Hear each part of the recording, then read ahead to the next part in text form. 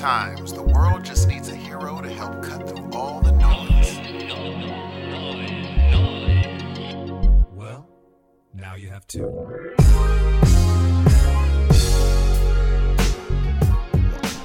Good morning, good evening, or good afternoon, ladies and gentlemen. You are listening to the Heroes of Noise podcast. I'm your host, Steve.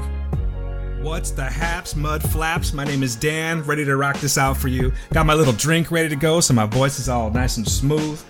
Hey, Steve, you know what I'm drinking today, brother? I'm going to go with tea with lemon and honey. Actually, just hot water with honey and a little dash, Steve, just a dash of apple cider vinegar. Because it's good for your throat. That's right. That's right. You have a very strange... Who taught you that concoction again? Stevie Wonder. Oh, that's right. That's the story he told at the concert. Yeah, when I went to see Stevie in concert, he told the story. He said it's good for your throat. So guess what? It really is good for the throat. I recommend you try it. You know what? I'm going to try it next week. I'm going to put how much apple cider vinegar, would you say? I think that's mostly to taste. Because I've tried it where they said, like, put in, like a tablespoon. Yes. That does nothing. It just tastes like water. So I usually go glunk, glunk, glunk. So like that. It's that. If you go glunk, glunk, I like that in your cup, sound. So everybody it, listen to that. Glunk, glunk, glunk. If you feel like trying it, just get yourself a couple of glunk, glunk, glunks and you're Perfect. good to go. Throw a little honey in that. You got yourself a tasty treat. And it's also good for your throat. You know what? And the funny thing is, we are not sponsored by this concoction, oddly enough. We should be. Do you know how many free plugs I give on this damn show? You really do, dude. I think, but you're a nice person. You want to help people out. You don't want to be like, I'm not going to do this if you're not helping. You just help people, dude. Well, like last week. Here I go again. I'm going to do it again. But like I was talking about Squatty Potty. That's a brand. So I just gave a free plug to them. I didn't really give any kind of plug for it. Like, there's nothing I could have said on that one. I just said apple cider vinegar. I'll plug apple cider vinegar generically. Sure, why not?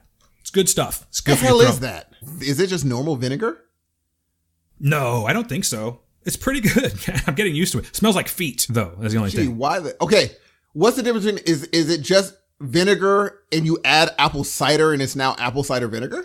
I think it has something to do with maybe fermentation. I'm really not sure. I don't think this is the format to discuss, the compound that is apple cider vinegar, but very true. We can always talk about this in the later hours of the day. You know what? You're totally right. But let me just lay out how we do this thing. First of all, we talk about apple cider vinegar. Number one. Mm-hmm. That's always the first thing we talk about. So if if this is the first time you're listening, be prepared to be... Just skip to the 3-minute mark if you don't want to hear about the apple cider vinegar. Oh, for real.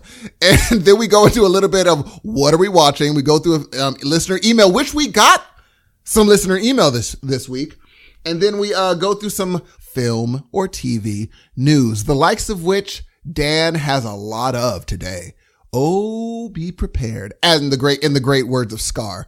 But first we got to kind of give you information about how to get in contact with this awesome show. Shout out to Lion King right there, brother. You like that? Do you like that? I liked it a lot. I liked it. Yeah. That's before your time. You caught me off guard, man. I almost forgot to pull up the notes or the emails rather. So thank you for reminding me. I would have been like, hold on, pause the show. We're good. We're intact. And for the first time, I actually have the contact information in front of me so I can read along.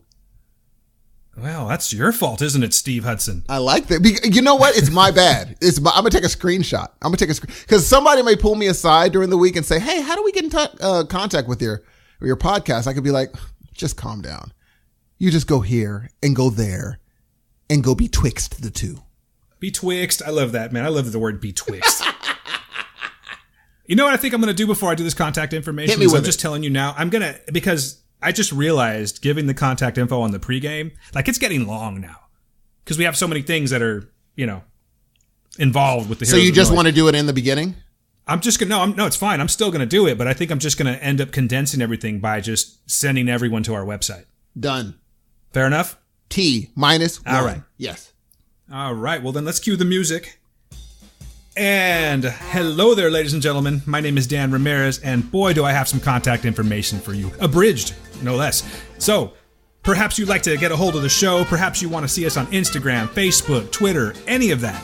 Good news is, all you have to do now is go to www.heroesofnoise.com. That is www.heroesofnoise.com. Just like it sounds, no spaces, because, that shit doesn't work with the URLs. Nope. While you're there, visit, see our lovely faces, check out our other show, The Word, the Unofficial Preacher Podcast, which will be coming back very soon. And what else can you do? There's so much there, but it's really not all there yet because I'm still building the damn thing. But that's where I want you guys to go right now. Go ahead, I'll wait. Dope, right? See? So that's where you're going to go from now on. That's where I'm steering you. Let's talk about a couple other things. Scroll down to the bottom of the page. Okay, I'll wait. All right, now you're there. See that little button right there where it says make a donation? That is for our PayPal, okay? And what that's for, just like any other podcast out there, this stuff costs money. We would love for you to donate to the show should you feel that we deserve it, all right? So anything that you can give would be great. It just goes right back into the show, and it helps make this show even better than it is now. Very hard to believe, but totally true. What else can you do on there, Steve? You know what we could do? We could have them do 5-star reviews. If they just go to iTunes, that's there. They could go to our Libsyn page. That's there. So much is there, guys. Please feel free to leave us a 5-star review. And you know what? I'm going to address y'all good people here just for a second, because this is episode 14, if I didn't mention that right now. And I would really like to see more than one review up there. So, what was it? Brummer559, you're the man. But I know you're not the only person listening right now. So please, it helps us. It helps our little egos. It makes us feel better. Helps us get noted on iTunes, noticed better. So please, when you stop by, just 5-star review it. Let them know what you think of the show. We would really appreciate that. That's it. I feel like I'm a little off this time around, but that's okay because there's so much good shit that's coming after this. I'm going to go ahead and stop right here. Steve, I'm done. Ladies and gentlemen, we have a few things to read, and they are both called emails. And Big MC, I got a bit of a bone to pick with you. A bit of a bone to pick with you. Is it okay if I pick this bone, Dan? Pick away. So I'm going through our emails, and I'm like, okay, well, let's go through it. Let's see what we got. And I open one email and it says that there's a picture. Now, Dan, what is the, no, hold on. I'm already with you on this one. Hold on. What is the one thing I don't mess with, Dan? Oh, I didn't even think of that. What is the one thing that I don't mess with? You see, Steve has a little bit of I would call it a phobia. Steve, that you realize that once we put this out, it might just get worse. Dan, you want me to say it? Go ahead. Steve has, I'm looking at the picture. Jesus Christ, dude. Steve he does not like werewolves. We had a deep conversation about this one night, the first time that Gail actually met Steve.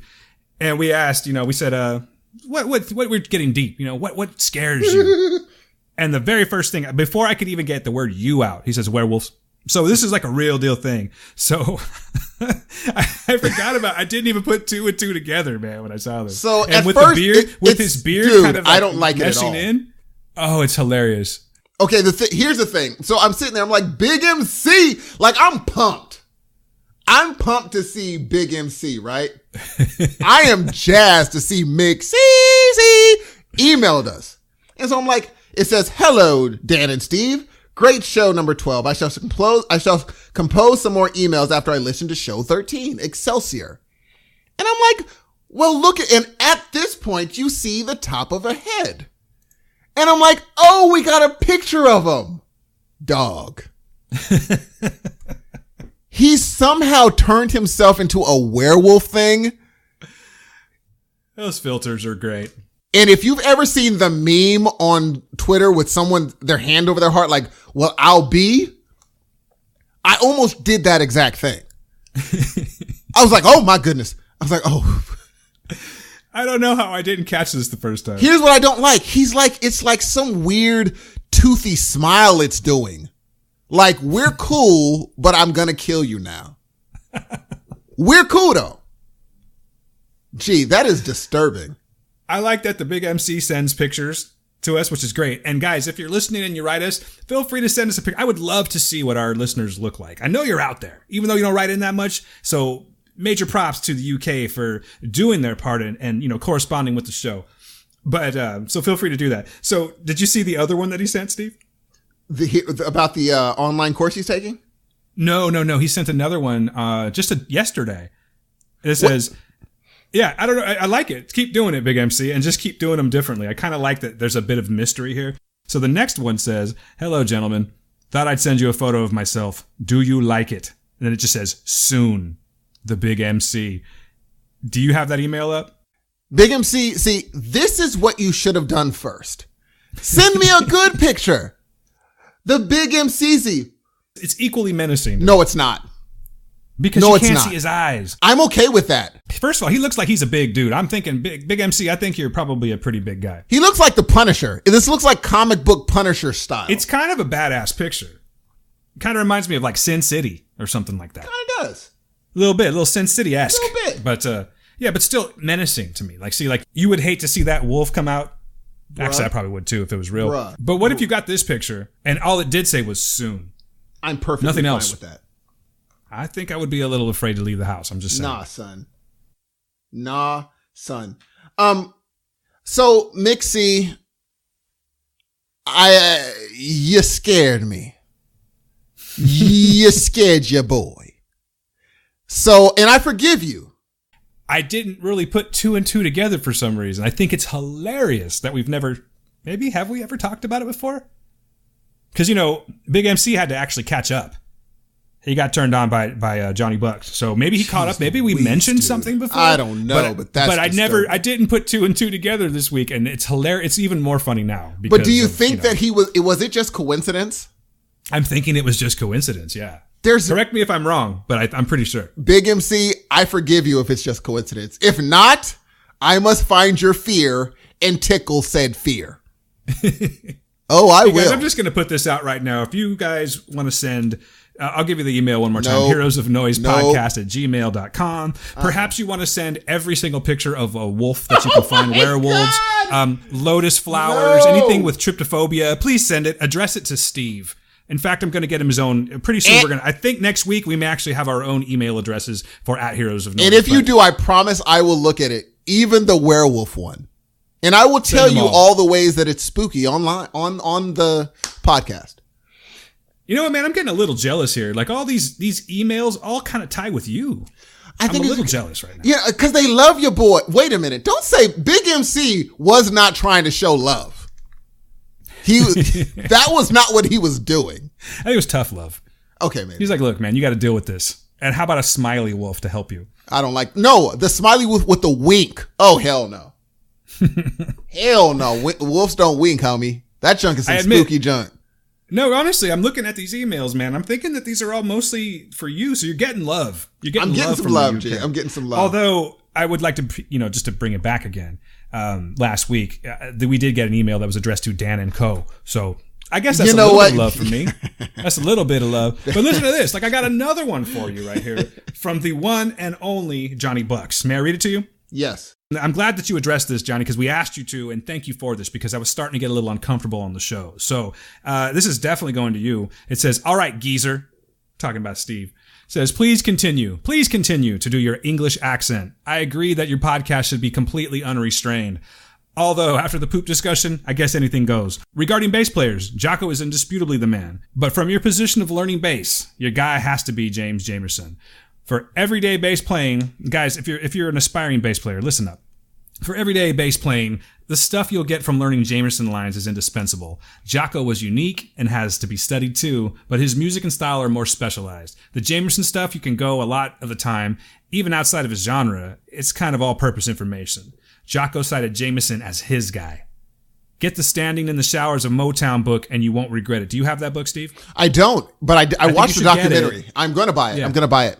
Apparently you won't regret it. It says, peace, my brother. See, it was just to you. Peace, my brother. Brother, Johnny Bucks. Now, Johnny Bucks, you are so right about Jamerson. The thing is, here's, now mind you, it doesn't say it in the liner notes, but I was told Jamerson I read Jamerson did, my favorite artist is Stevie Wonder, and he did the bass track for Sugar from Sign Still Deliver. If you look up Sugar on Sign Still Delivers, and he does this boom,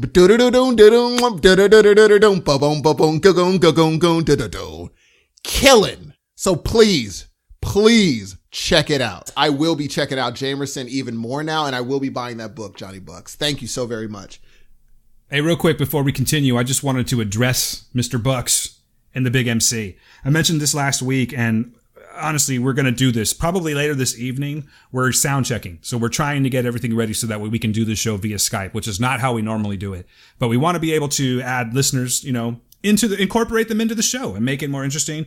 Johnny Bucks, you're going to be up first. We want to get one down before we get two. I'm making plans for Steve right now. Are you down with that, sir? Yes, sir.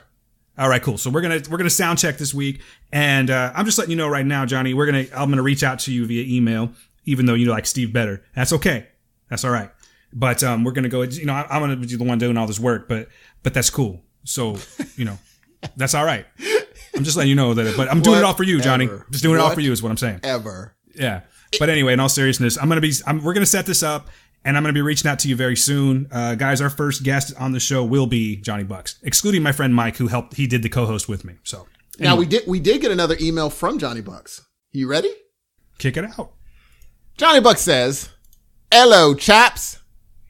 Of course I listened to the pregame. Great to hear we're still on like Donkey Kong for appearing on the show. Can not wait. Also, please feel free to do your English accents. In fact, I insist they are hilarious. I've been reading Ready Player One by Ernest Cline ahead of the movie coming out. Highly recommend it if you haven't read it. Love to hear your thoughts if you have. Star Trek Discovery is blowing my mind. Anyway, inspired by your poop discussion, I've had my coffee, so I'm off to snip off a length of dirty spine. Deuces, Johnny Bucks. Deuces. I didn't even see it, man. That's hilarious. I'm off to snip off a length of dirty spine. That's fucking hilarious, man. I've never heard that before. God damn it, I love you people in the UK. You got some great... Have you heard that one before? No. Have you? No. Dirty spine. Okay, tell me this. Before him, and this is only going to be on your side, can you do a little English accent for us? You talking to me? Yes. I guess who would you be talking to? What do you want me to do? An English accent. Come on. Of what? Good to see. No. Thank you for the email, Johnny Bucks. That's it. Oh, you want me to thank him? See, now this is forced though, Steve. So I don't know if it's going to be That's okay. He said but I will say, I've had me coffee, so I'm off to snip off a length of dirty spine. Come on. Johnny Bucks. Come that was on. horrible. That was fucking horrible. Hey, Johnny, listen to this, though. Hear this? You hear that? Hear that right there? You know what that is? It's Ready Player One. I have it in my hand. I actually started reading this book last year. I had Loot Crate for a while, and they actually sent this to me.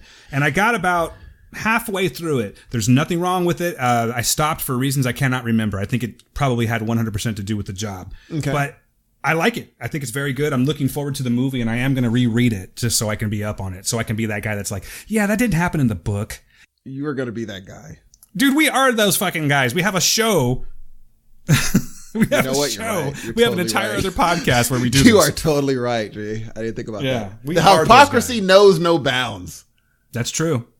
So, now that we've gotten through that, Johnny Bucks, Mick Ceasy, always coming through in the clutch. Don't appreciate the werewolf jazz, but we're cool. What did I want to say to Johnny? Oh, also tell Mick Ceasy, tell Dan, even though it's probably Snapchat, maybe, how you did that.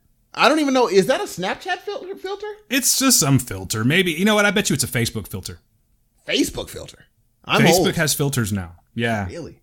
What do they call them? I don't really get them? down with it. I don't like looking at myself. I don't like taking selfies. So I never really use those things. Understandable. I can get that. But, neither do I. Because you know how like you flip it, you turn on your camera and then like it's looking out and then you flip it and you're like, holy shit, because you see yourself and it's always at the wrong angle. So you got like 9 chins. Oh, for sure. Maybe a booger in the nose. Yeah, I don't like to do that. So I don't even fuck with selfies very much. But I would guess if I had to put my money on it, I would say that it was a Facebook filter. And a great one at that. So please, if you can find anything else wolf related, please do this. Oh, it's hilarious. Lord. That brings us to the unfortunate part of the end of werewolf talk and to the awesome part of what have you been watching, brother? Been watching a few things this week. It's a very busy week for me, folks. Let me tell you what my week consisted of before I go into this here. So had to work an extra night at my second job on Monday. So that killed about 4 to 5 hours of my time right there after working a full day. The following day, I went to a seminar for my work, and I was there all day long, immediately coming home, and of course devoting all attention to the show, which I'm sure my wife loved, and I went and did, basically I edited the pregame as well as the last show.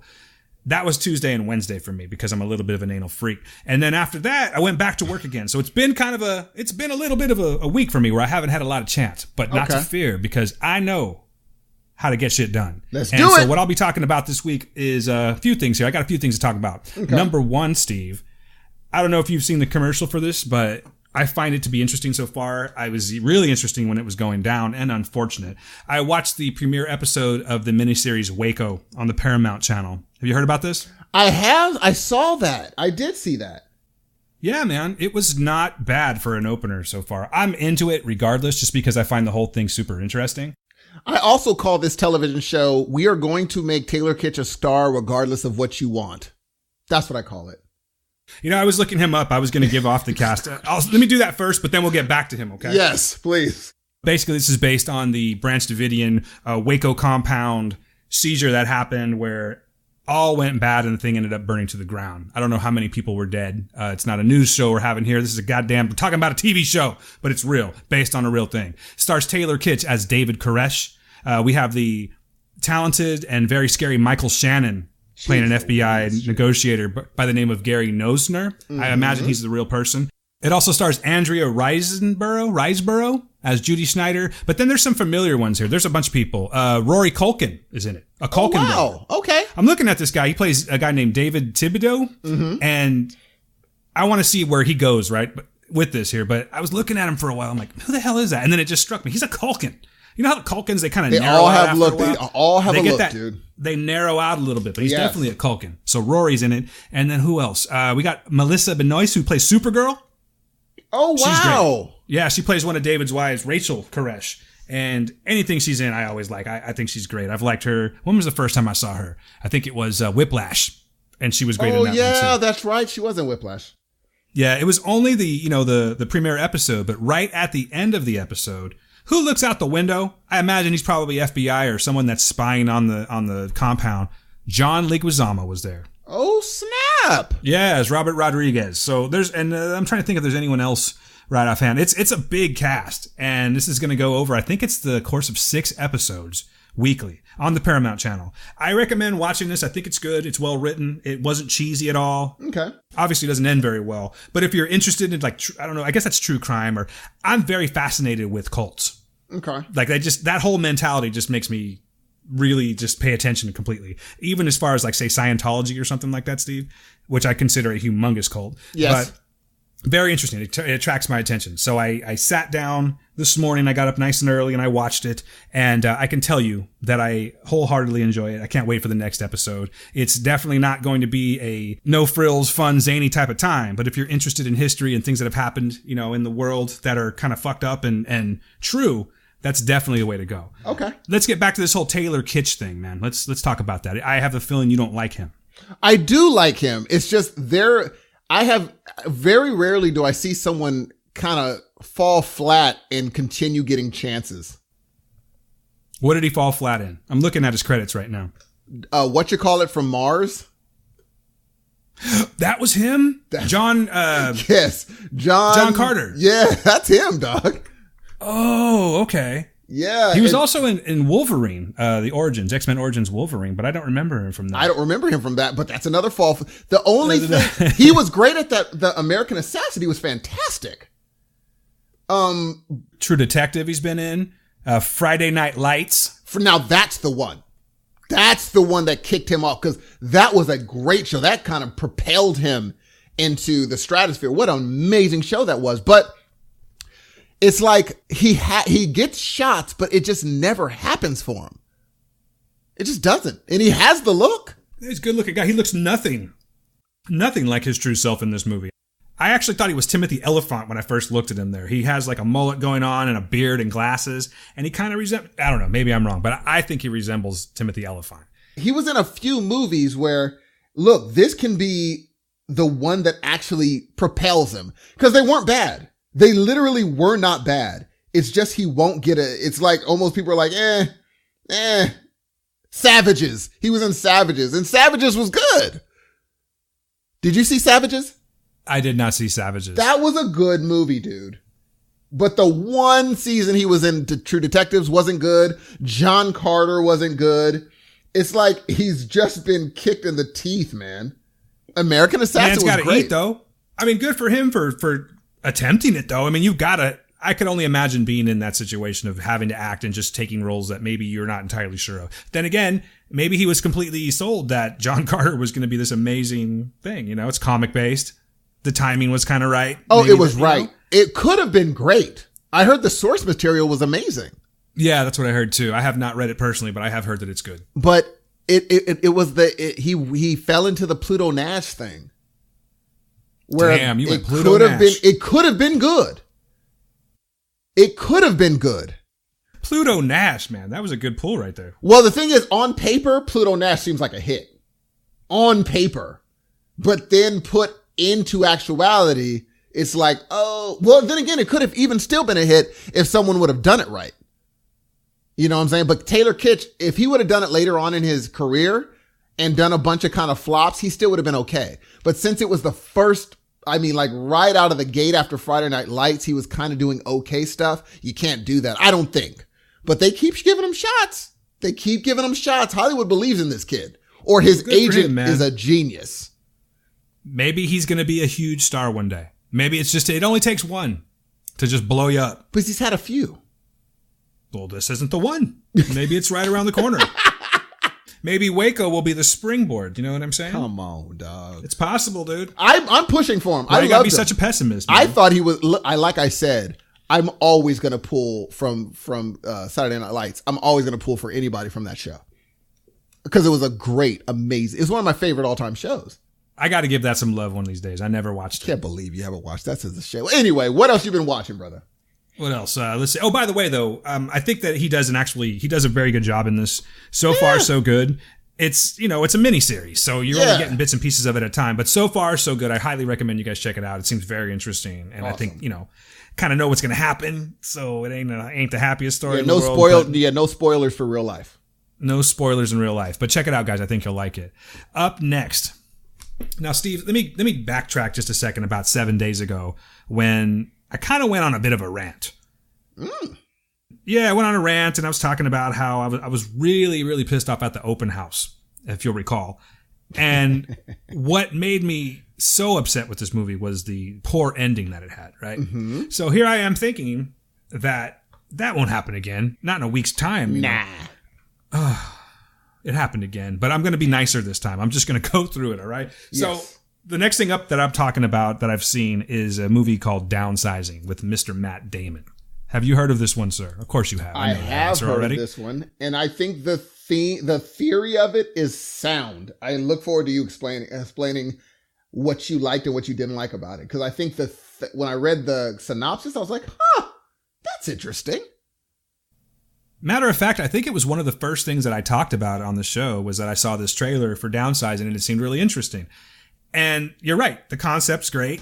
It pulled me right in. The cast was great. It's got Matt Damon, Christoph Waltz, Kristen Wiig, Hong Chow was in it. Who else was in there? There's someone else that I saw that I think, Jason Sudeikis is in it. So I'm thinking this is going to be, come on. James Vanderbeek. Like you're thinking this is going to be something that's another, we're going to make you like him guy. Go ahead. The Vanderbeek they just push down your throat. Huh? Yes, man. Yeah, he's not in it very long. But I like him. I love Vanderbeek though. So. But Christoph Waltz, that name pops up. You're pretty much guaranteed. I like him in this movie. I'll give you the quick synopsis of it, and then I'll tell you what I thought about it. All right.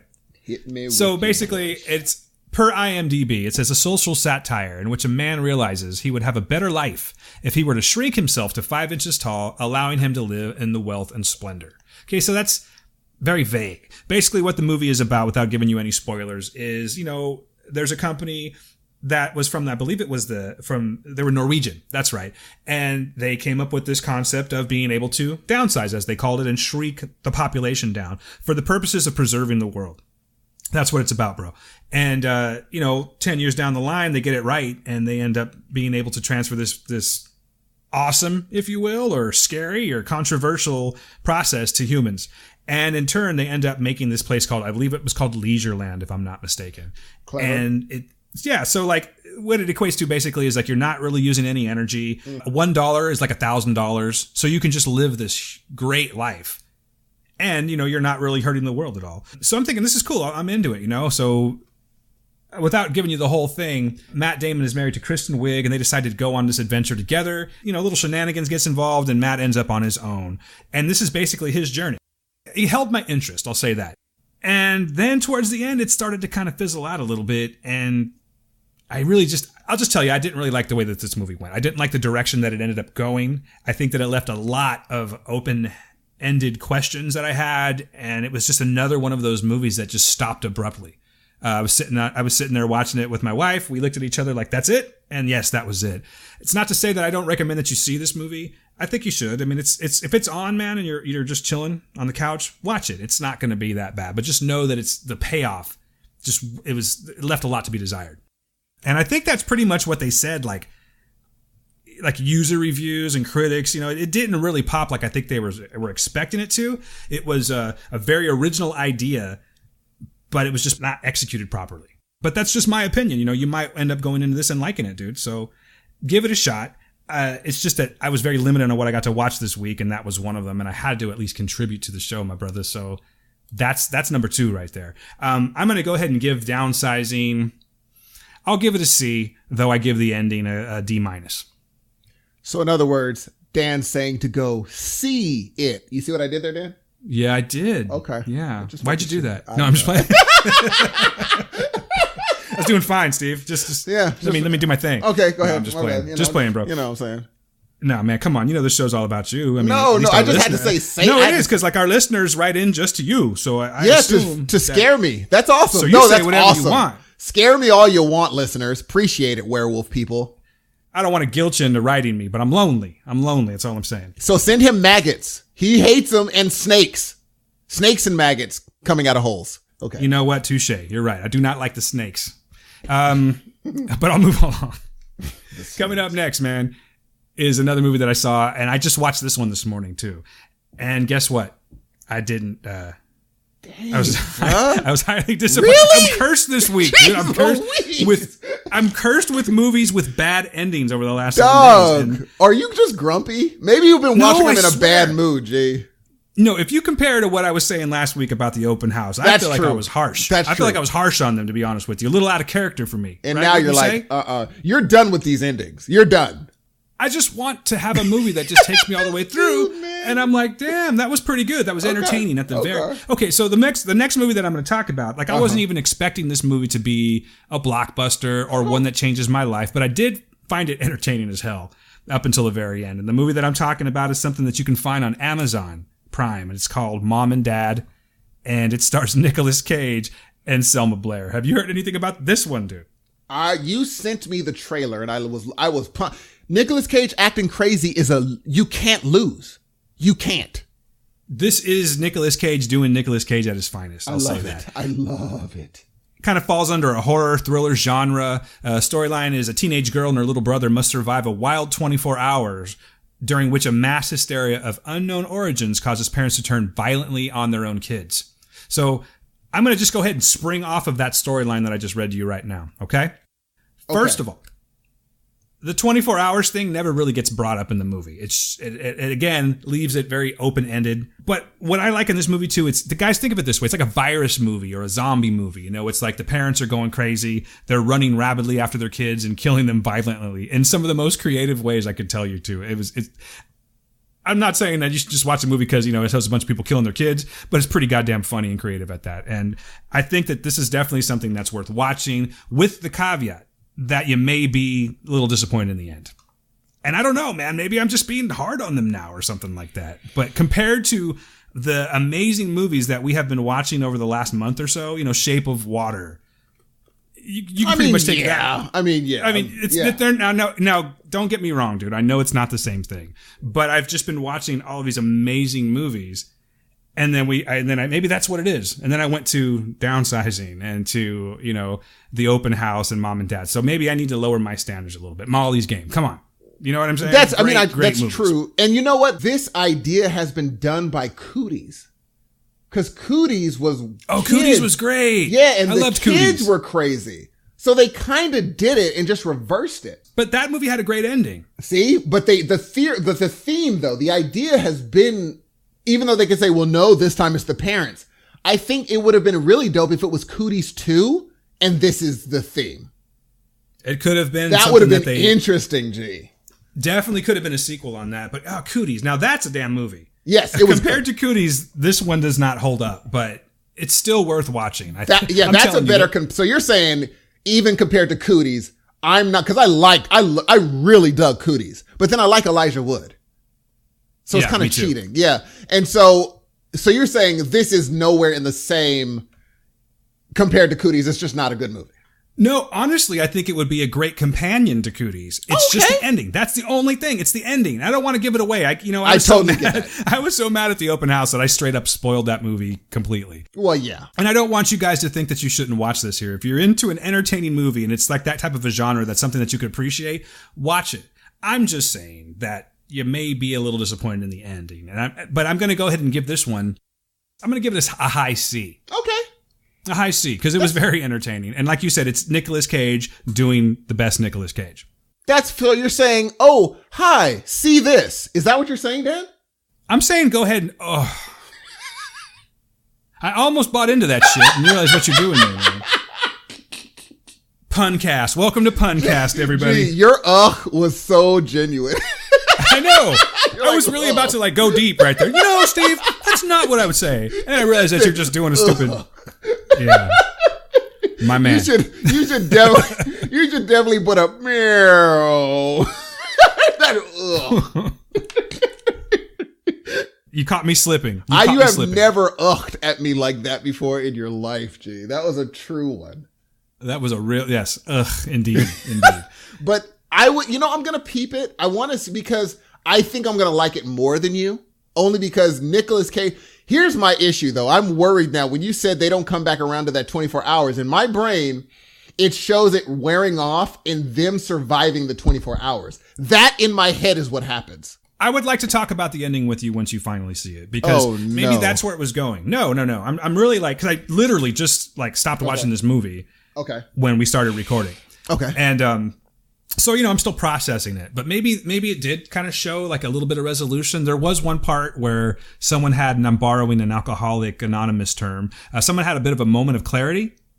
So maybe that was a little bit of a hint that, like things are going to start turning. And it left it to where if they did, well, I don't want to tell you, but basically, yes, if they ended up making like a sequel to it, they should spring off right there. And then maybe I'll like the movie a little bit better. I can tell you, dude, I highly enjoyed it. There was a couple times I'm like, oh shit, when, like certain killings, even Gail liked it. But we both, again, looked at each other like, oh, damn it, when it ended. That was the only thing. Okay. Other than that, I think it's great. I love the way it's filmed. The kids are pretty funny in it. The kids are kind of assholes, actually, but they're still funny. The kids, you got the little brother, and then you got like the teenage daughter. And the teenage daughter is pretty much the cliche teenage daughter of every movie. The one that stares at the phone and is rude to their parents, and that kind of thing. Okay. Which I find it to be a little bit old, but hey, that's kind of how a lot of teenagers are. Not mine, I'm happy to say. Of course not. At least but hey, this is a biased answer, but would you say your son's that way? My son is I think he's not the attitude no.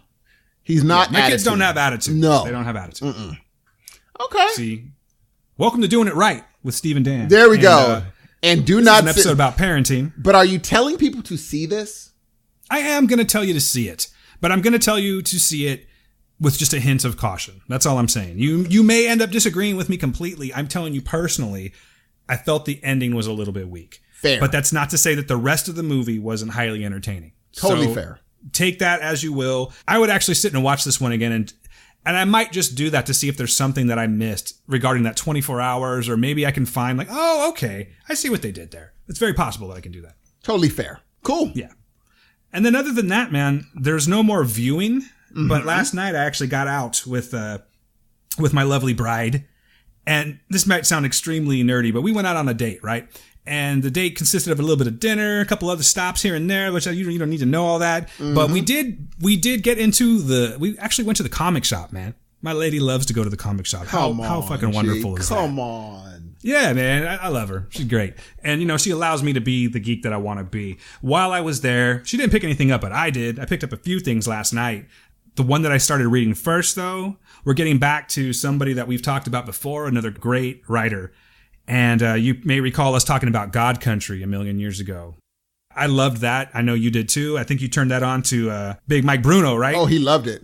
Loved it. Yeah, so... Yeah.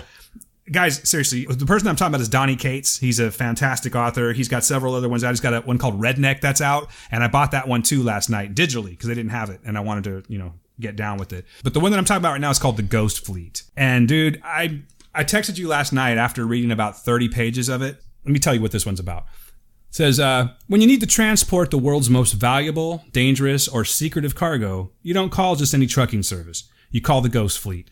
But when one of the world's most elite combat-trained truckers takes a forbidden peek at his payload, he uncovers a vast conspiracy that threatens not just him, but possibly the entire planet. It's badass, supernatural, on the open road in this new thriller from Donny Cates and Daniel Warren Johnson, who is responsible for Space Mullet. Great name, by the way. I think I'm going to steal that for a band. Space Mullet. Oh, come on. One night only, Space Mullet. That is really dope. I got into it, and the only reason that I put it down, man, is because it was getting late. But it's so well written. It's not anything that I can tell so far like God Country, but it's Donny Cates' writing style that just makes these... I think I'm a huge fan. I'm starting to put Donny Cates, even though it's different types of genre and writing, he's fast becoming one of my favorites. I will put him up there.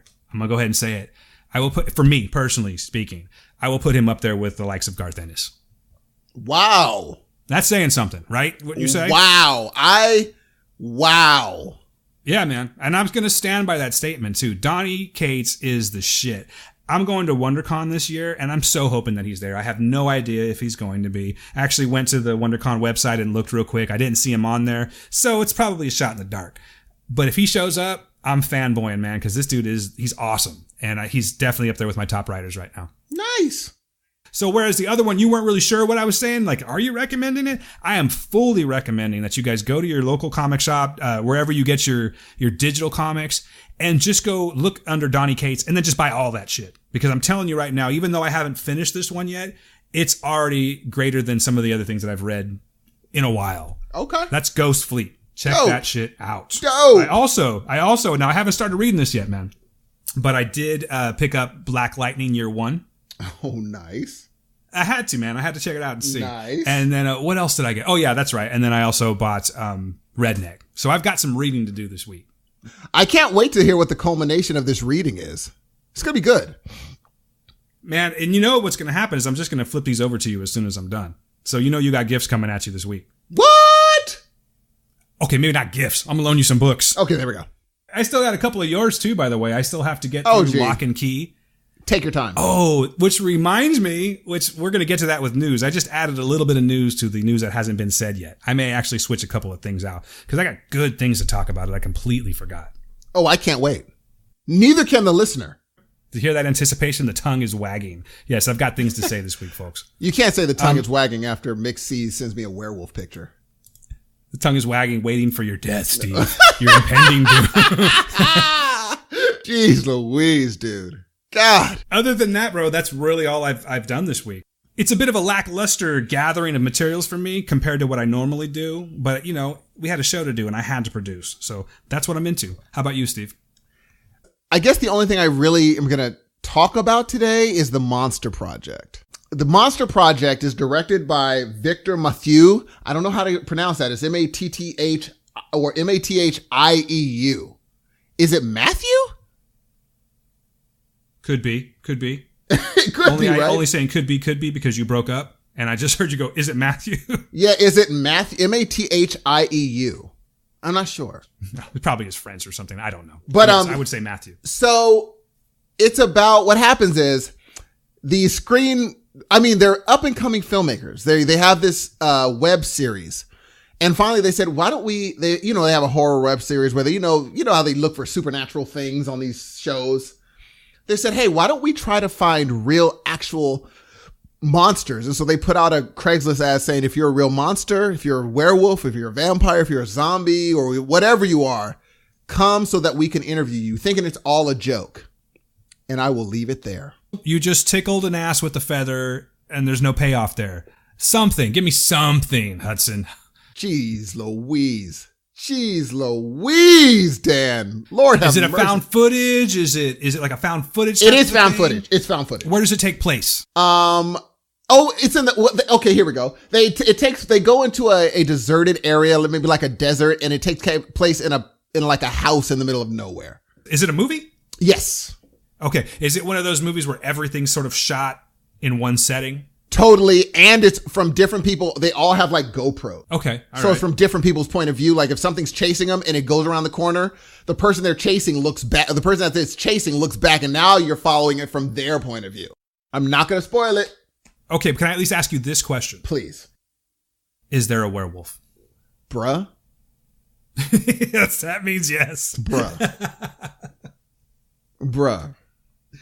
I'm in. I'm this watch werewolf, after we record. this situation, this is one of those moments where it wasn't a jumping situation. When it went down, when it started happening, I was just like, nigga, in my seat. Everything else was fine. And then when this happens, I was like, yo. So if you look, it's not the best movie in the world, but what they do well. The transformation is fantastic. Not American Werewolf in London fantastic, but they make it so that you're like, oh, I believe this. I believe it. So check it out. Just by the way you're describing it, I would assume that's a little bit of a lower budget movie. Would that be correct? I thought so until you see the special effects, and then you're like, they get down. They get yes, down on the special effects. Yes. Okay, cool, man. I'm in. You're gonna like it. I have made it a point to just, because of the week that I had, I'm going to try to get to the gym today. I did not go yesterday, Okay. so I probably should go today. But if I don't, actually, I'm still going to. I'm going to come home and I'm going to watch this freaking. Where can I find this? Where can these good folks, these good listeners that come and listen to us every week, where can we find this? Amazon Prime. Amazon Prime. Is there a fee for this? Is this free Nope, with your free. membership? If you have Amazon Prime, it is free, and it's a movie that if you say, oh, let's get popcorn, get the honey next to you. If you got that girl that you're like, hey, how do I get around to being able to put my arm around her though? How do I get some of that shoulder action? No, this is the movie to do it. Man. This was like edutainmental right here. Like, you know what I'm saying? Because not only did you tell me to check out this entertaining movie, but you also told me how I can kind of trick my lover into getting close to me like that. Yeah, she'll be like, and she'll snuggle up against you, be like, just calm down. Just calm down. You know what I'm saying? Well, you heard it from the master right there, ladies and gentlemen.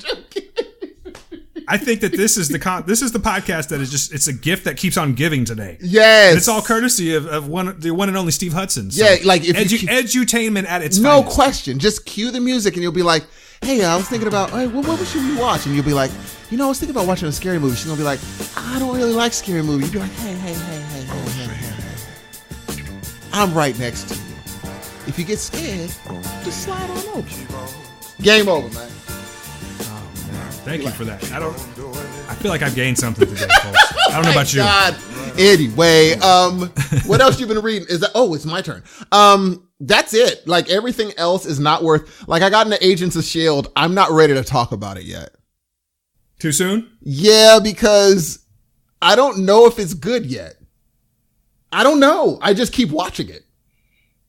From what I've heard of the Agent, okay, I watched probably the first 5 episodes, maybe even 4 of season 1 when it first dropped. Super corny. Yes, dude, I could not get past it, but from everything that I've been hearing, it gets incredible. I've heard this from several people. It's inching better. It's inching into good because the thing is, here's the benefit Marvel has. The big thing is, Stan Lee just shows up out of nowhere. And then also, when you can pull people from Thor, from all the movies, and then have Sam Jackson show up sometimes, that is a benefit. Because he makes it real. Does he show up in this? Sure does. Really? I did not know that. Because you got Agent Coulson, right? Yep. I hear Ruth Nega's in this as well. Oh, my Lord. You Preacher fans? Maybe you knew this. I didn't until recently. You ain't even got to be a Preacher fan. Goodness gracious. So what is her character? Bruh, I don't know. Is she a superhero? Does she have superpowers? Oh, I can't. She is a bad character, but she has good parts.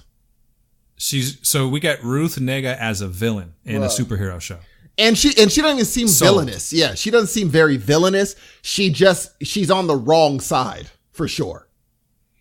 For sure she's on the wrong side. But all the characters you fall in love with.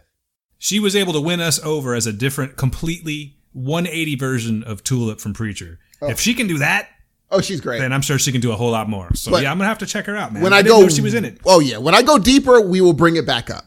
We will bring it back up for sure. Nice, that's cool. I just heard about that though, that she was in it. So fantastic. That's worth watching. That's one reason for me to watch. There we go. Now, Dan, I know you're a busy man, right? Can we agree on that? Yeah. Totally. That's why I'm wondering why you got like one thing to talk about. That's all I'm saying. And boy, I tell you, how many of us have them? But ones we can depend on. I know that you do have time to read things. What kind of things have you read as far as news goes, Dan? What do you have over there on your table regarding television, entertainment, and or movie news? I'm glad you asked, Steve. I've got a few cherries to drop into the bowl, a few gems, if you will, to wrap around your wrist. I can't Let's see, where can we start? I won't do it like this in this voice. I don't know where it came from, but I'll go ahead and stop doing it now. Would you say that you have a few clips of Spine that you have to read? I think that I watched a few clips of Spine.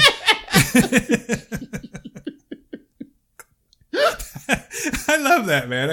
That's, how like they say, if you learn a new word, use it. Oh, dude. I'm so using that. Oh, dude. Clips of Spine. I love it, man. That is Johnny, just keep hitting us up with these. Teach us what you guys, like, I need to know, like, what the shit that we say, how different it is. Yes. In the UK. Yes. Dropping the Dews, Clips of Spine. That's fantastic. I think I'm going, you know what? That's another name for a band right there. Oh, wow. That is a good name. Yeah. Just like I'm very good at noise. that, man. Yeah. I'm better at names than I am actual music, so. Stop. But if you need a name, guys, I'm your guy. I'm gonna hook you up. No, that's real. All right. Enough of this bullstein that I'm talking about here. What do I have for news for you guys? Let's see. Oh, here's a good one. So normally, Steve, I got like mostly movie and television news. I've got some music news. I got a little music news this week. So I actually got like 3 music stories for you, if you will. Little, nothing. Just and I don't. Tidbits. That's crazy. Go on. Well, I think that this is going to be up your alley, man. So I'll go ahead and start off with I know is exactly up your alley. Mm-hmm. And that is, I'm hoping that you're going to like this news. Per Variety, okay? Yeah. PerVariety.com, there's going to be, quote, mind-blowing new Prince music coming soon. I am so excited. They've opened up the vault, man. They've gotten into the vault.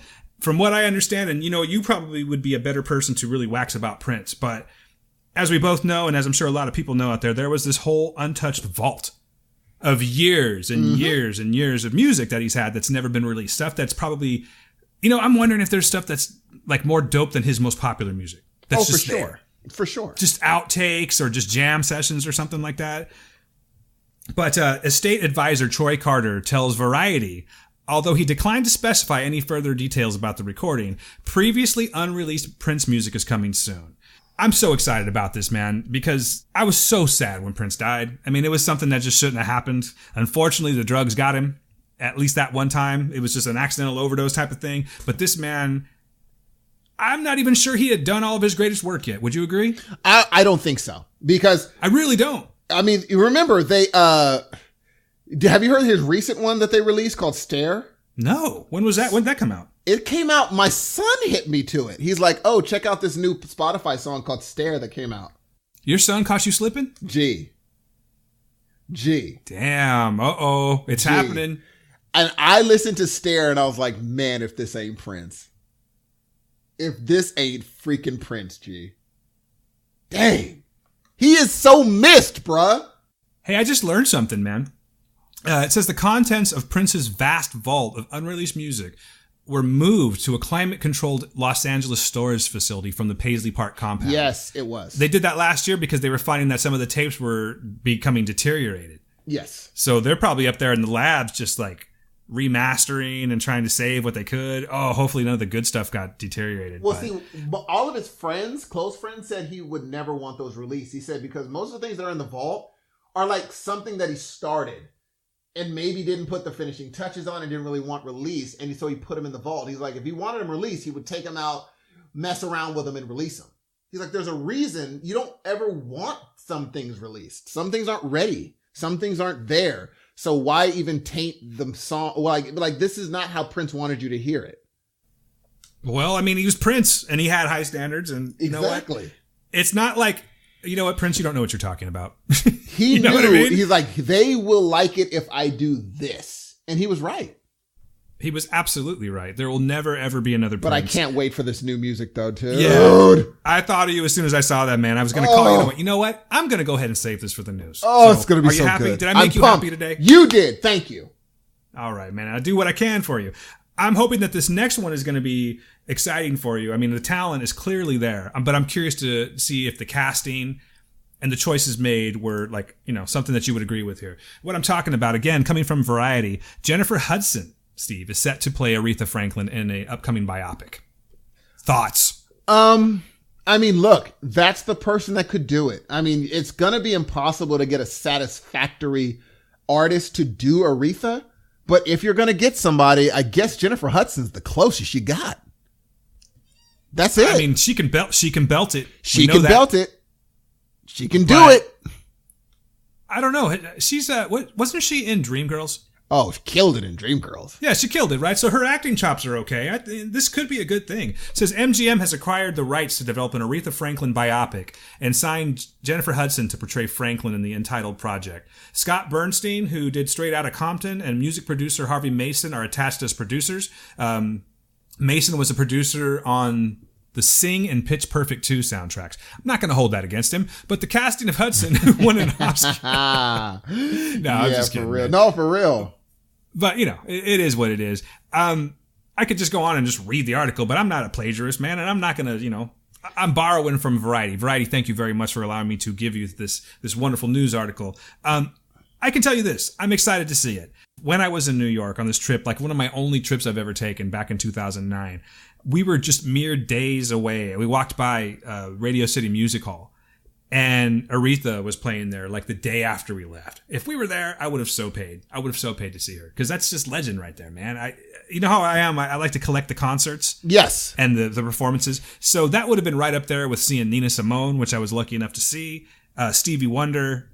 I'm a little bummed I didn't get a chance to see it. I hope, you know, maybe one of these days I'll get that chance. But the only problem is, Steve, as we both know, age does not really take to the voice kindly.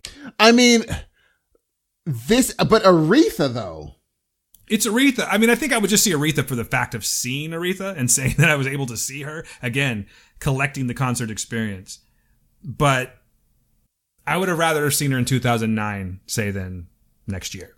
Know what I'm saying? Totally, dude. Totally. Yeah. But I mean, much respect. She's the queen, man. I can't wait for this to actually... I mean, look, this could either go the way of Jamie Foxx and Ray, or it can just be like she did a good impersonation. Maybe that happens. Well, I hope we get more of a Ray experience. Dude, Ray was... He transformed, bruh. He transformed. It was also a quiz question that you asked me once. It was, G. Almost got it, too.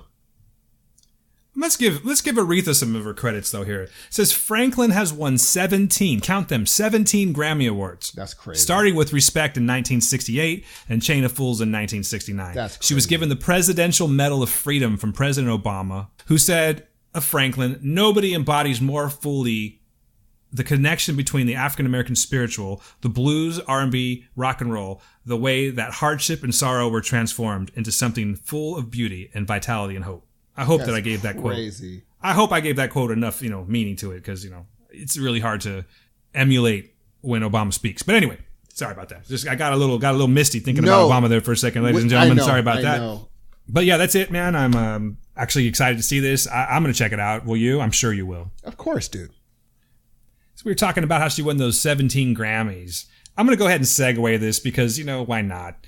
Provided, when you guys hear this, the Grammys are already going to be over with. But why not? I'm asking. Are you watching? I'm not watching. Steve. I wonder why. You're not going to watch it, huh? No. Okay. Ooh. Now that no right there means that there are some I don't know if it's political. There are some strong feelings about this, and I'd like to know what they are. I think you can't judge. I think it's hard to nowadays. These kids, the people that they have up there, I don't know who they are. I don't know what the music is. I don't know anything about these folks. Now, oddly enough, the person that has the most nomination is Jay-Z, I believe, and it's from a grown-up album. Yeah, he's nominated several times. But the rest of them, I don't know who they are. I think that I don't believe you. And do you want to know why? Hit me. You know what? Let me know. Let me know. All right. I'm gonna. So there's this little band by the name of the Foo Fighters that has already won their Grammy, but they took home Best Rock Song for a Run. That was off their last album, Concrete and Gold. One of my favorite metal bands, Mastodon, was awarded for Sultan's Curse, which is fucking brilliant if you like that kind of thing. If not, maybe not so much for you. But no, there's definitely things here. I will tell you that I'm not someone that just waits and calls my friends up and says, hey, we're going to watch the Grammys tonight. We're going to have a Grammy party or anything like that. I think you do. No, I really don't, Steve. I really don't. And I don't appreciate your false claims. I think you do. Come on, guys. I'm joking. That's not how Dan sounds. They're listening to these golden tones right now, baby. They know that. Yes, they do. They do. But anyways, the Grammys are fine, but again, it's not something that I generally will sit and watch. And more importantly, I will not watch it all the way through because there's so many bands on there or musical artists that I don't even really enjoy. Maybe that's because I've kind of closed myself off and I don't know a lot of the newer acts that are coming out. But quite honestly, a lot of times I can't relate. Not a big fan of country, so I usually will zone out through that. But I will kind of go back and forth and check it out. So yes, Steve, I will watch the Grammys this evening in some capacity, just not all the way through. I think you're going to watch it on Twitter. It's very, you know what? I think you're right. I think I will end up watching it on Twitter. Yes. You know what? That's an easier way to do it. And then I could just jump on over. But, if something happens, I don't know who the artists are that are playing. But if the Foos are on, of course, I'll definitely check that out. Look at you like you know them. Like you know them. Hey, the Foos, man. That's what they told me to call them. If the Foos are playing. That's what Dave told me to call them. Oh, Dave. I was like, now. Because I was talking to my man Dave the other day. I said, Dave, I really enjoy what the Foo Fighters are doing. He's like, Dan, how long have we known each other? I'm like, well, let me think about that for a second. It's like, don't even worry about it because it's been so long. I love you, man. Snap. And please just call us the Foos. I want you to do that. And I said, Dave, I'm going to do that for you, man, because as close as we are, I just want to honor your wishes. You know what? I didn't know that story. I like to keep things close to the hip sometimes, man. I just like to get them out there when they're applicable. So now that you know that we're good buddies like that, just know that I'm working on getting him on the show for 2018. Perfect. Sounds great. So yeah, that's kind of like my Grammy news, basically, or my music news, rather. That's really it. The only other thing is just one more because I find it pretty damn funny. This is like beating a horse to death. Okay, so over the last few shows, we have mentioned Tommy Wiseau. And if you're on Twitter, that's where he's living. Tommy Wiseau is definitely writing. Like, I think at some point people are just going to get sick of seeing Tommy Wiseau. You know what I mean? Like, okay, we get it. It's coming. It's coming. I think it's already come, actually. Like, I love The Disaster Artist, but I'm already done with The Room. Tommy Wiseau claims, ladies and gentlemen, that there is a 3D version of The Room coming soon. Personally, I couldn't get through 5 minutes of the 2D version, but per Tommy, it's coming very, very soon. Now, you haven't seen this movie, right? I heard you're supposed to watch it with a crowd, G. I can't find a crowd to watch it with. Well, they did like a one night only thing recently where they played The Room over at Edwards in Fresno and various theaters throughout the country. And had I known about it and planned about it, I maybe I would have gone in a group setting, like you're saying, just to see, because I liken it to, like, say, the Rocky Horror Picture Show. People are going to be saying the lines as they're happening. I can see a whole crowd of people going, "You're tearing me apart," or, whatever. I forgot about that. And he was actually showing up at some of these things, and not here in town or anything. But Tommy is really, really putting so much money into this movie. And I'm just wondering, like, does he still have the money? We kind of talked about that a little bit. No one knows where this money's coming from. But if you go by what the story, particularly the movie talked about, he put up to like what was it? It was like $5+ million into this movie. So now It says, this is actually coming off a Screen Rant. It says, Wiseau revealed his possible new plans for The Room when he responded to a Twitter follower on Friday who asked him if he'd release the film in superior 4K quality. Wiseau says that not only will The Room be released in 4K, it also has 5.1 surround sound and will be available in a 3D format. You know what? You got to give him points for effort, if anything. Dude, he is doubling down. He's doubling down, G. Like, the first time around, you know he didn't get this chance. Mm-hmm. And because of this movie, he's able to get this to a whole other demographic of people that probably didn't even know, myself included, that didn't even know this movie existed. And he's making a killing on this movie. He's making way more than it took to make. Right. And good for him. I mean, if you put that much money in, more power. You would like to get a return. And I'm sure that he's gotten a pretty sizable return. Who knows how much. Dude, especially off this new movie. Yeah, he's making a bundle. Yeah. And he's probably having a great time. You know, for a while, he was just sort of back into obscurity with his various projects that he does, you know, with Greg Sesteros, but never to this capacity. So I'm sure he's having the time of his life. Personally speaking, I think it's a huge waste of money to make it a 3D edition, 4K. Oh, totally, dude. There was nothing there that required it to be there in the first place. You're gonna get a 3D version of a green screen. You know what I mean? Exactly. It's kind of. I agree. But whatever. You know what? More power to Tommy Wiseau, because if you got it, use it, right? So if you're interested in this kind of thing, stay tuned, folks, because apparently it's coming. 3D, 4K, 5.1 surround sound of The Room coming at you at a, non-specified date. Nice. Other than that, Steve, other than that, man, that's pretty much all I got. Except for one more thing. I'm sorry, I just remembered. Did you like Cloverfield? Did you like the Cloverfield movies? I did. I really did, actually. Which one did you like better? The 12 Cloverfield. Was it 10 Cloverfield Lane? I thought it was 13 Cloverfield Lane. The one with the clover, I know the movie, okay, but I just can't remember the number right now. I like the second one. I like the second one much better. I did too, actually. I thought that was a really kind of suspenseful movie, and I liked it a lot.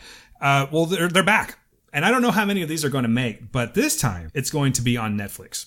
Do you know why? According to Deadline, Steve, there is a possibility that Netflix will drop the previous title, God Particle. You know how they always come up with like a different name, and then they end up Cloverfielding it, like right at the very...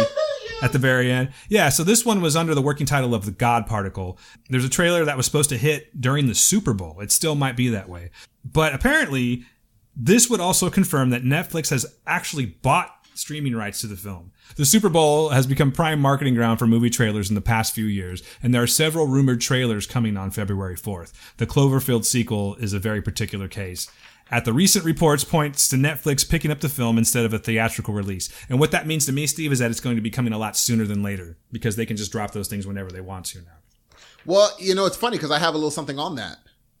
Do you now? Well, it says, the Hollywood Reporter says that the Paramount CEO said he sat down and looked at what is theatrical, what is not in this day and age. And certain movies did not make the cut. As in, Paramount was like, we're not releasing it. They basically just abandoned it. They abandoned it. And so they said the sources claimed the movie needed some work. And while J.J. Abrams expressed an intent to get down to business and post-production, it was too little, too late. So Netflix is swooping in. They may be onto something though, man, because they can, just like what was the other one? Before I Wake. Was another one. Yes. It was just in limbo for 2 years, and they picked it up and they turned it around and they produced. I mean, I shouldn't say they produced it, but they put out a really enjoyable movie. I like that movie. Yeah, and for Paramount to say, "Hey, we see what's in the theaters, and this is not matching up," that means JJ should have. And I'm imagining that it sounds like JJ Abrams might have been procrastinating because he has a lot on his plate, and finally they were just like, "We're done. We're just not gonna release it." And Netflix came in with the cape and said, "Dun dun dun dun. Guess who has enough money to do this thing?" And they came in and they did it. More power. Good for them. More power, dude. Yeah, for sure. They're responsible. I think they're going to be responsible, rather, for us getting way more entertainment that we would be getting in a theater, because they have this ability to just pick these movies up, clean them up a little bit, and put them out there for resale, and people are buying it. People love their Netflix. I'm one of the same. I love my Netflix. Like, I depend on it. You know what I mean? So, for sure. For sure. So good for them. Good for them. And I hear this one, just one more little fun fact. It's actually going to be set in space this time around. Oh, that's going to be really cool. Yeah, I'm totally down to see this here. But I'm still down. Yes. Either way, I'm still down to see this one. If I could get through Mom and Dad, then Cloverfield 3, that's no problem. I'm down. It's already got an established, brand that we could follow or at least respect. Nice. The only other thing, Steve, this isn't actually a news story, but last week I was talking about how, the Solo trailer was going to be dropping. There was a rumor that it was going to be dropping last Wednesday, and it didn't happen. I just have a thought about this, and I want to know what you think about this. Do you think that the black community appreciates Star Wars? En masse, depending on the age. Okay, that's a fair answer. Because some of them have that nostalgic factor. Now, people that I talk to around me, now this is just my circle, they think it's good. But I haven't seen fanatics, no. Well, I'm actually going back to a conversation that you, myself, and someone by the name of Doug were having, like when Last Jedi came out. And you'd kind of alluded to the fact that it's not super popular in the black community. So that's where this story that this thought that I'm having is coming from, okay? Mm-hmm. So I think that it would be ideal to drop this trailer during Black Panther. Because, as we talked about before, people are supercharged about it. It's going to be huge. Black community is embracing the shit out of this movie and they're celebrating it. Would you not agree? Yes. Let's say that they put this movie right in front of Black Panther. Mm-hmm. Per you're saying that it's kind of a mixed opinion on whether or not more that you're mixed embracing than Star Wars. White folks. Like I would say it's a more mixed bag in the black community. Thank you very much, because my mouth was not allowing me to say exactly that. Yes. So I'm thinking if you go in supercharged, ready to see some Black Panther, and then Solo comes on, right? Mm-hmm. Star Wars is on, and then you're seeing all the Star Wars flashing across the screen. Maybe it's grabbing you, maybe it's not. But then Donald Glover shows up as Lando, young Lando. I'm thinking that would be a perfect opportunity to bring more people to Star Wars. Am I wrong? See that. I think they're going to bring more people anyway because Childish Gambino is so popular. Exactly. They're already gonna go because their ear is to the street enough to know that he's in this movie. So people are probably gonna go.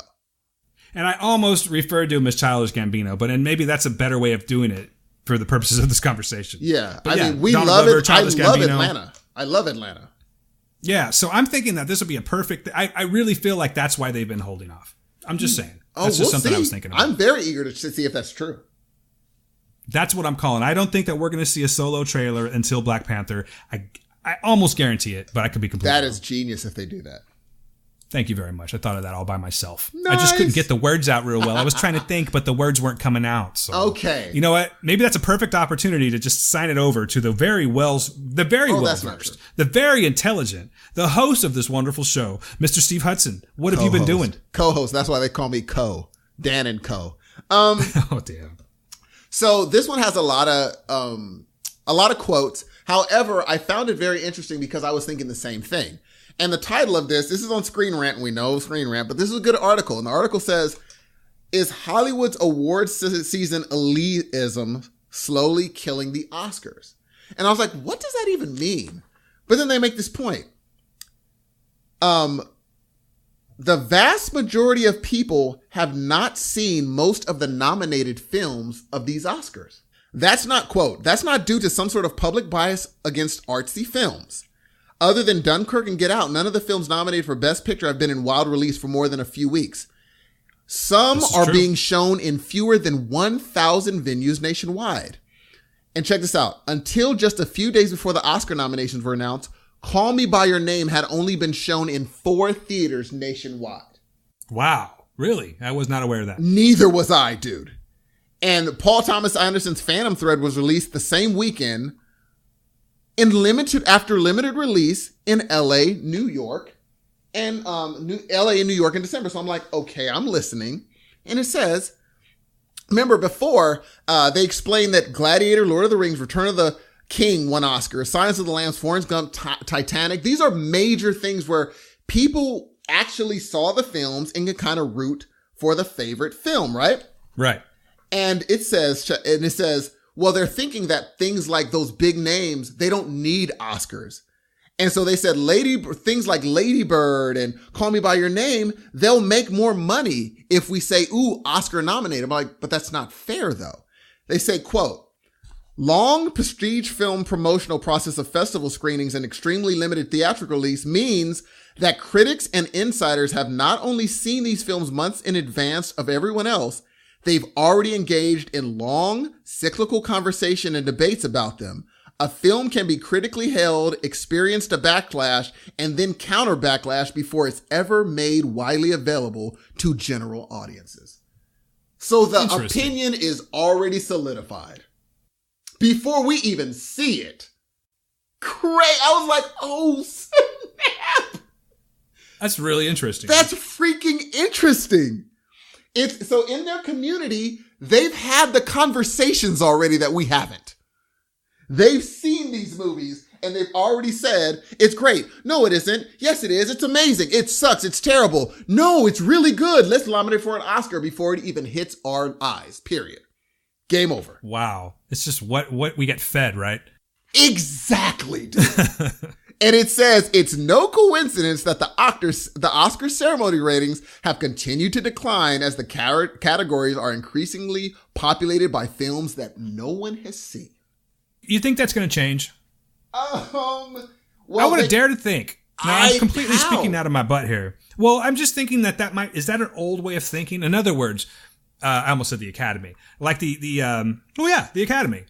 Do you think that it's just comprised of a lot of older people with you know what I'm saying? Like a certain mindset, and that once they start getting some new blood in there, do you think it's just going to be more of the same? Do you think, because I mean, it's been this way forever, so that I would assume so anyway. But do you think that it's going to change and we're going to get some new blood that might think about this a little more realistically? They totally can.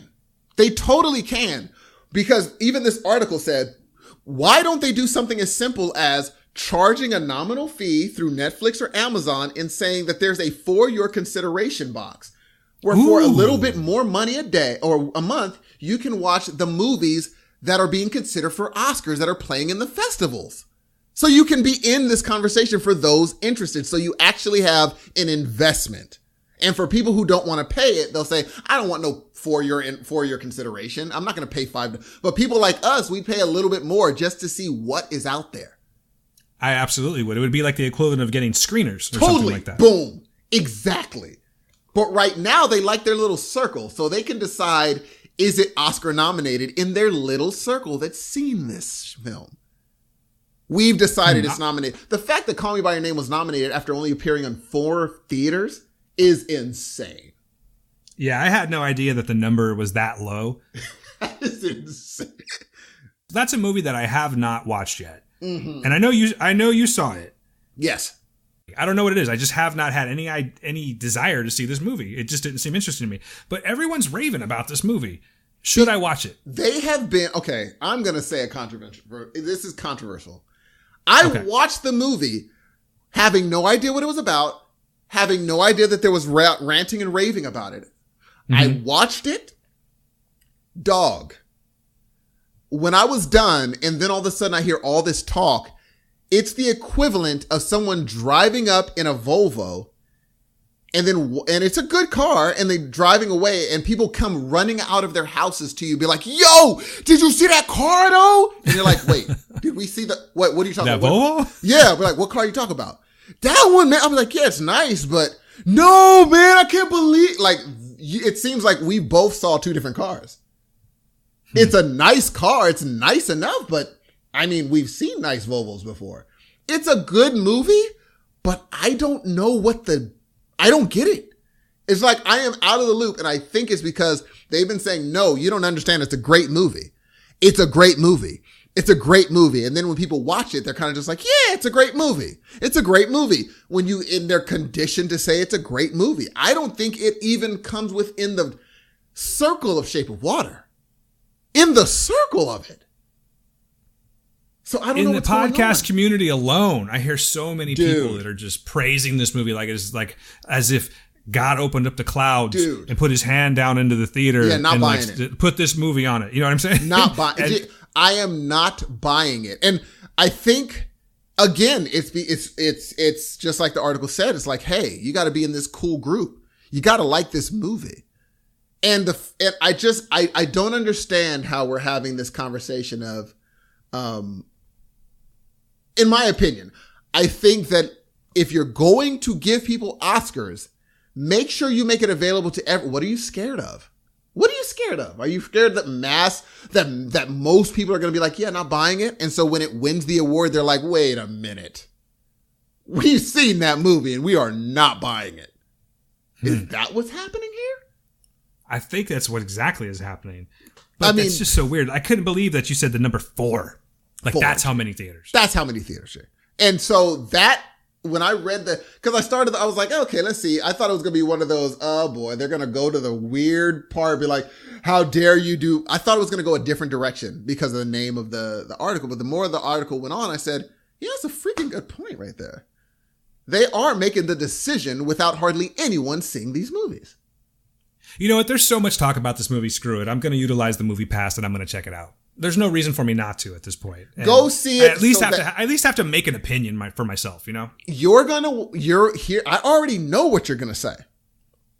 You're going to walk out and be like, that was a movie that began and ended and it was decent acting and it was not boring. The end.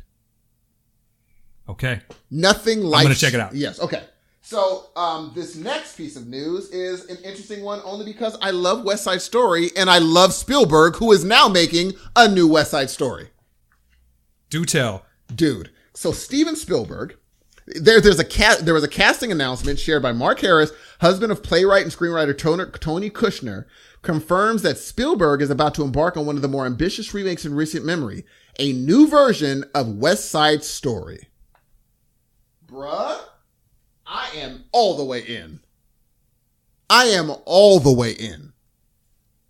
you in? Sorry about that. I heard every word you said. I'm sorry. I stepped away for 2 seconds, so that's why I was a late response. Yeah. So you're a West Side Story fan. I love it. Oh, wait. Huh. Well, you know, don't get me wrong, dude. Don't get me wrong. No. It has nothing to do with it being a musical or anything like that. It's a great movie. But this is one of those ones where it's like, do we really need to go down that road? You know what I mean? Like it's already good. That's true. It's just like Mary Poppins. Do we really need to do that again? Yeah, like they ended up making it a Mary Poppins 2 or Mary Poppins Returns. I'm not trying to burst your bubble. I'm just saying personally. I think it tickles my fancy, yeah. It tickles your fancy because it's a classic. But that's true. Let me liken it to, say, Willy Wonka. Now, there's no Tim Burton involved in, I'm sure. But did they really need to mess with Willy Wonka? That's beautiful. I love that movie. I love Charlie and the Chocolate Factory, dude. You did? The Tim Burton movie? Yes, dude. Damn, dude. And I thought we were friends. The way Danny Elfman made the music to fit such Tim Burton-ness and still keep the Willy Wonka-ness. And then, I mean, Johnny Depp, mind you, he has his issues now, but he didn't try to, I'm going to be Willy Wonka. He made a new character that fit into that world. I loved it, man. Well, I'm glad for you that you liked it. You need honestly, to watch it again. No, dude. I tried. I'm gonna give it to you. It was one of those movies where it's like, I'm going to watch this again because I think I'm being a little hard on it just because I loved the first one so much. And again, not trying to burst your bubble, but I thought it was just totally absolute garbage. Totally absolute garbage. Yeah. And it's true. Even the soundtrack. And I love Danny Elfman from the days of Oingo Boingo. You know what I mean? Like, I'm a huge Danny Elfman fan.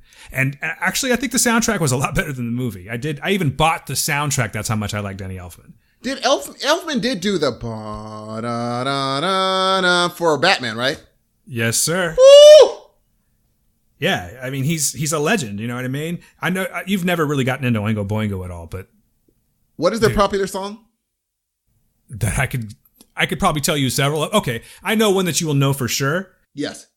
Dead Man's Party. Remember that one? Nope. It's a Dead Man's Party. Yes, you do. No, it was not. Oh, that's right, though. You're not a big 80s guy. I'm a huge 80s guy.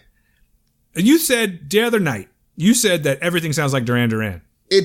That style of music did, G. Come at me, y'all. It all sounded the same, G, except for Tears for Fear. Guys, just be nice. That's all I'm saying. Just be nice to him because he's learning. This is a learning process. You're telling me that they don't sound the same, dog. I'm, yes, very much so telling you that. We just did a quiz, and all of the quiz answers could have been Duran Duran. All those songs. That's crazy. But wasn't that a great... I wish you guys could have heard the quiz that we had the other night. It was fun. We were both quizzed, actually, by our coworker. Yeah, it was really, really fun. But, you know what? I think Spielberg could either do it well, or he can ruin it. Either way, I am eager to see it, but I'm also in your camp. It doesn't have to be done. I think Spielberg actually could do a better movie. There's another movie that he should do. I don't know what it is, but it's in his head and he should do that movie. Because I don't want one of his movies later on in life to be wasted on a remake. Spielberg is too good. Just keep making good movies, Doc.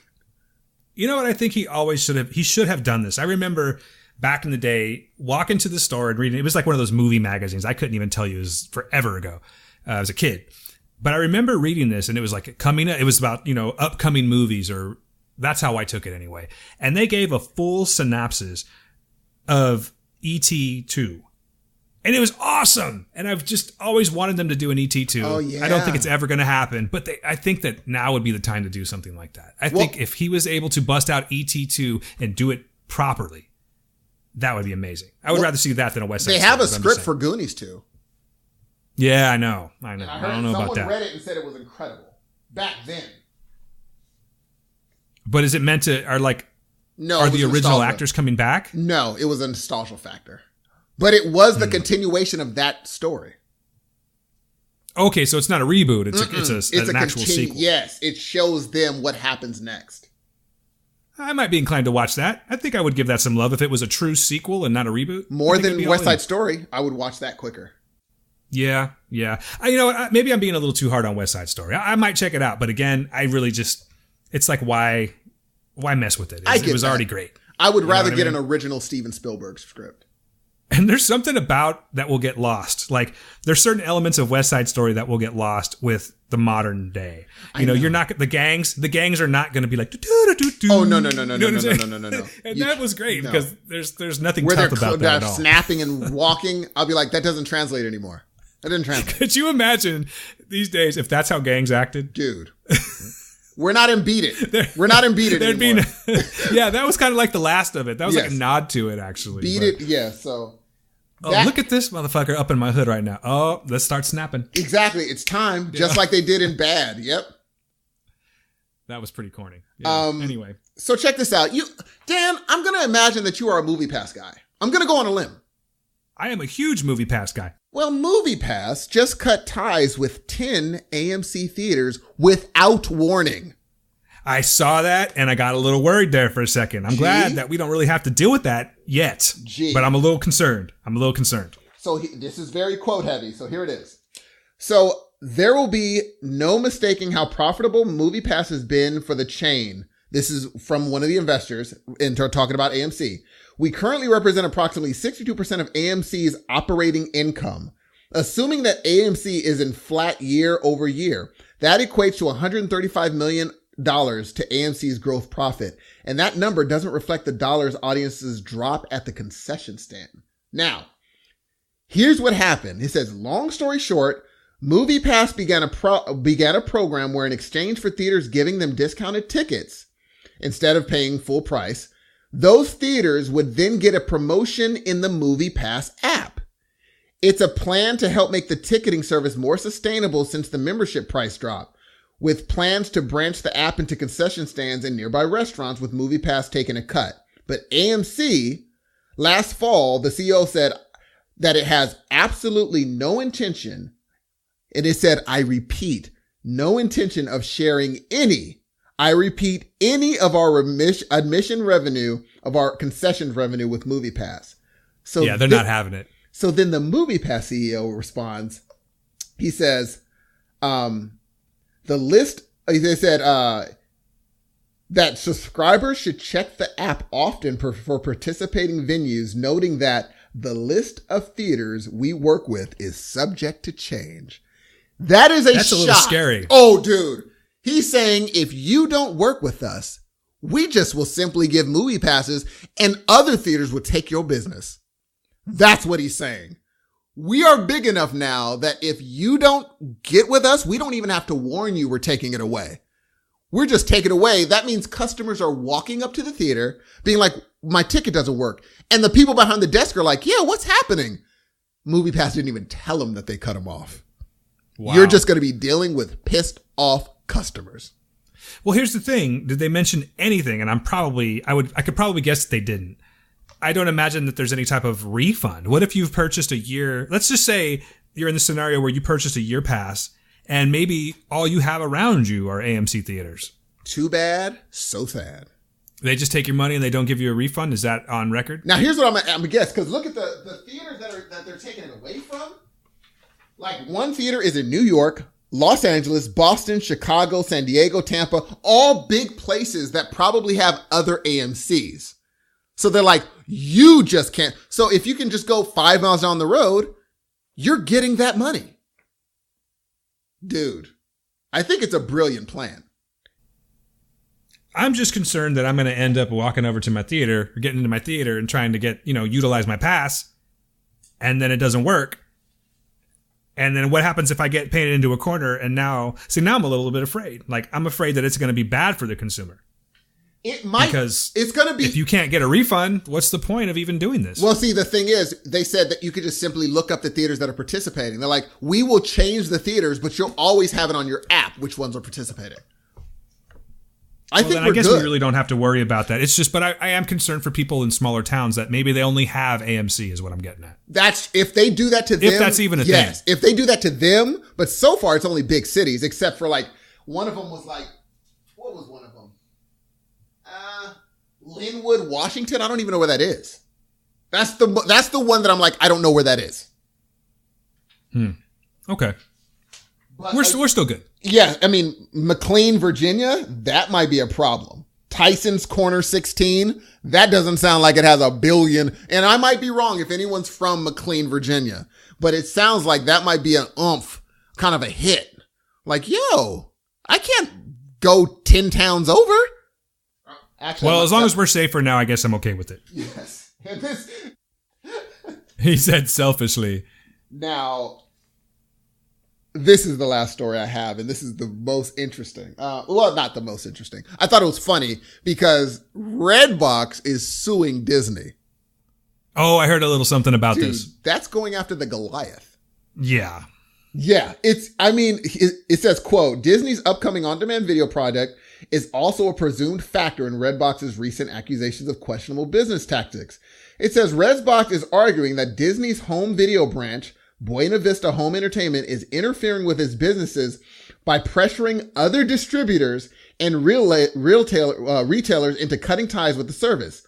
Also, Redbox accuses Disney of falsely claiming that they are not to resell digital copies of movies, which was the basis for Disney's original suit. And I was like, I don't even get what they're saying. But what they're saying is Disney is like charging extra to distributors that go with Redbox. They're starting to kind of say, if you use Redbox, we're going to not allow you to distribute Disney or charge you more for distributing Disney. So that's automatically going to pull you away from Redbox. Totally. And they're like, that's not fair. But Disney was like, well, then sue us. I was going to say, how concerned do you think Disney act? They're freaking Disney. They're just like, what of it? Deal with it. We're Disney. That's true. Check it out. It says, lawsuit reveals that Disney even allegedly cut back on distributors' Disney titles when it discovered the distributor was a major partner of Redbox. That is huge, dog. And now that Redbox is getting into the video on demand, they said they're trying to start a video on demand service. Disney's going to try to eat them alive. They don't want I don't know about try to. They're going to. But Redbox, if they can prove that they're threatening distributors, Redbox could win this.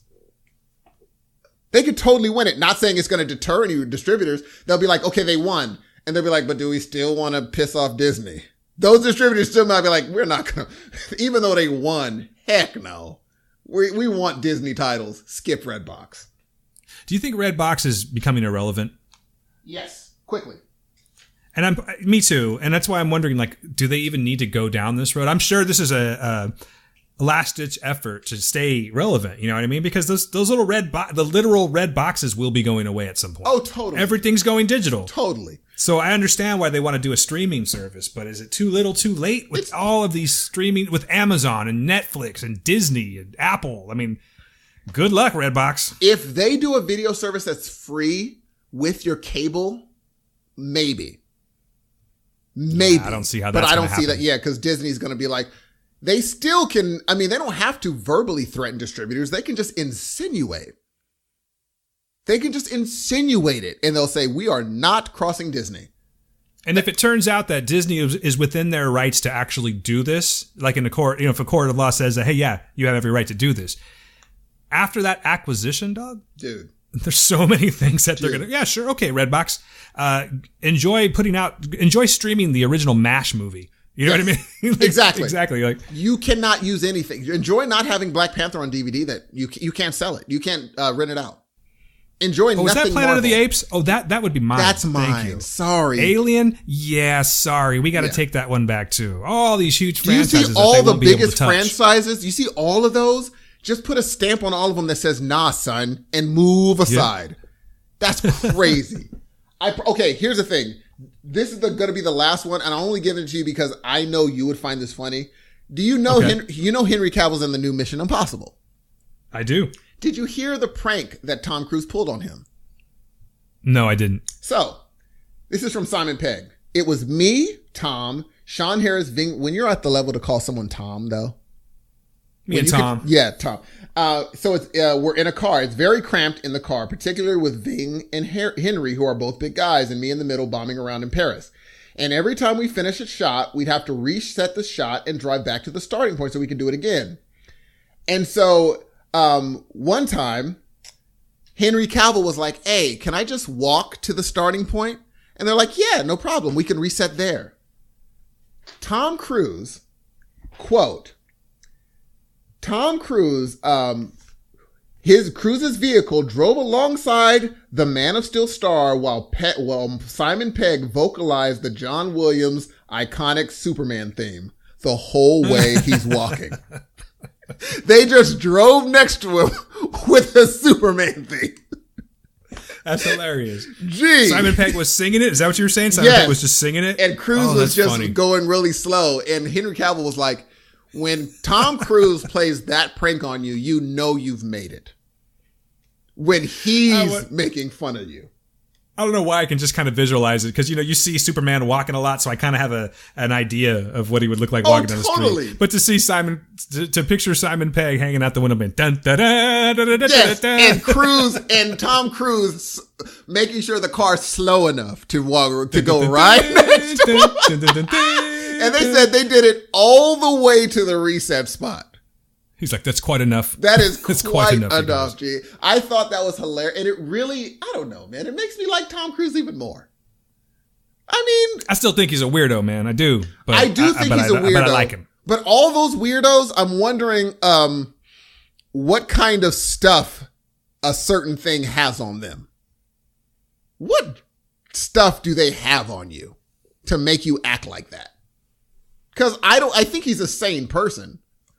I just think that sometimes you get caught up and you realize, I'm stuck because you're not walking away. You're just not, in my opinion. But that's all the news. And I think that brings us to the sad part. Ladies and gentlemen, we have bad news and we have good news. The bad news is, first, we're leaving you. The good news is we'll be back next week, and we're going to be back next week with a game. And to preview this game, I'm going to ask Dan, just to make sure that I'm not making this game too hard. Dan, are you familiar with a show called The Cosby Show? Oh yeah, I'm quite familiar with The Cosby Show, Steve. Name 3 of the children's names. Oh damn. Okay. It's been a minute too. So we got Theo, Huxtable. Yeah. We got Rudy. And hold on. It's been a long time, dude. Oh my God. Just making sure. Lisa Bonet. Is what? Is who? Is, this is not good. Because you caught me off guard. It's been a minute. I cannot remember her name.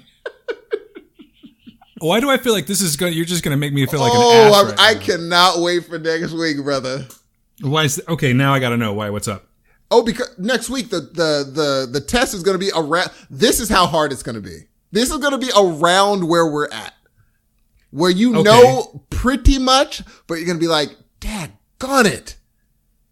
And when you guys hear the name of this test, it's over. You're not going to Oh no. We just want to see. I'm going to say this. I'm going to see how cultured Dan is. Cause I know he knows Iron Maiden. He knows Metallica. He knows the Foos. That's all I know, apparently. You know what I'm saying? He knows Nirvana. He knows, all them, but I don't know what else he knows. Detecting a pattern. I'm detecting a pattern. That's all I'm saying. I don't know what else he knows.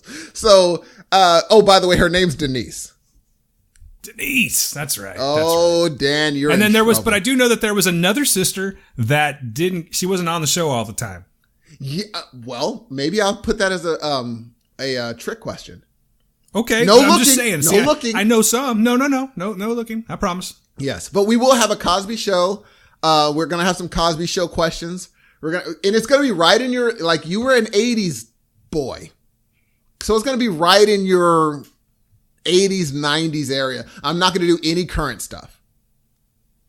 Okay. Except maybe Run the Jewels. That's easy though. Okay. Is it maybe though? it's not though. Is it though? Maybe it's not. I don't Maybe think it's you not. can name, I don't think if I asked you to name like a specified album and songs off that only specific album, I think you'd have trouble. If what? Did I say that again? If I asked you a specific album from Run the Jewels and songs off that specific Run the Jewels album, I'm wondering if they will all run together or if you'll be able to separate them. I think I could do a pretty good job of separating. Ladies and gentlemen, we're going to see next week.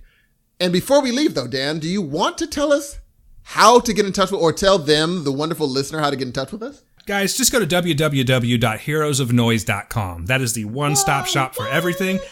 At this website, you guys, you can subscribe to the show. You can find us on Twitter. You can get our Facebook, our Instagram. You can donate to the show. Have I said that enough yet? What else can you do?